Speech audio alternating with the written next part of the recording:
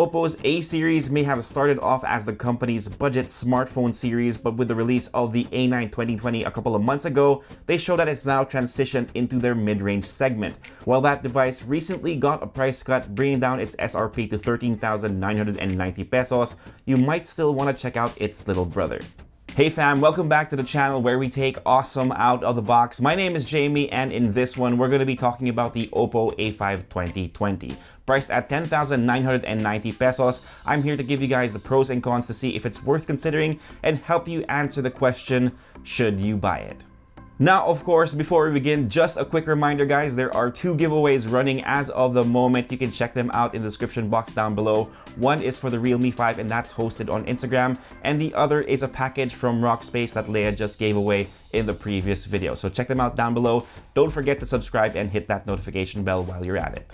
Okay, so back to the topic at hand, the OPPO A5 2020. Let's start with the pros first, of course, and number one, I think I mentioned it in my intro already, it's a great alternative to the A9.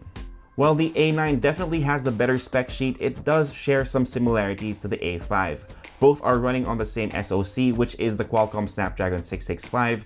It does have less RAM though, capping out at 4GB, but that's still good enough to do some pretty serious lifting. If you play a lot of games on your smartphone, you will have to lower the settings for more demanding titles, but it should perform quite well if you mainly play MOBAs like Mobile Legends.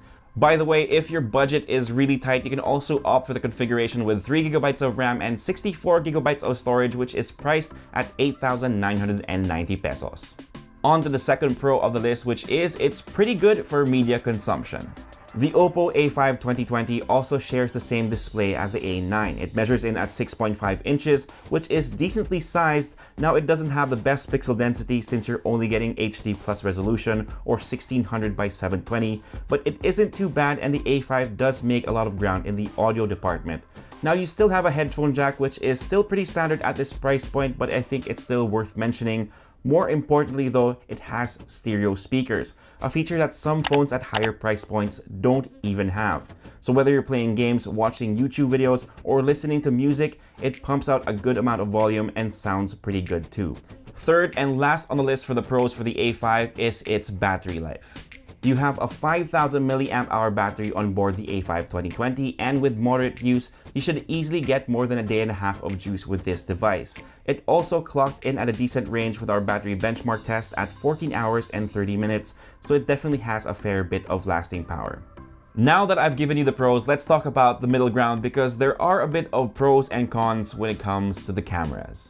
While the A9 has a 48 megapixel main shooter, the A5 has 12, but thankfully you still get decent snaps when the light is good. You've got a good amount of detail in each shot with great colors as well.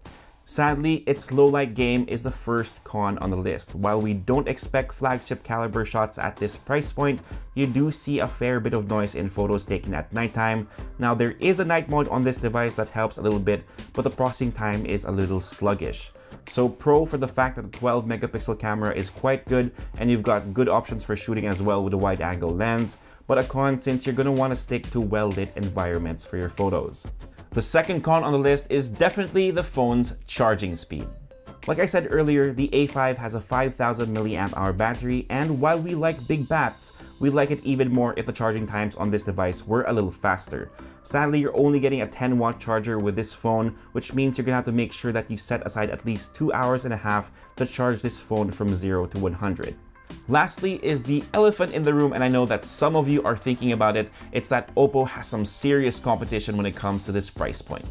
Now, I think this is a pro for consumers because it gives us more options to choose from. It's a matter of narrowing down what you really need from a smartphone.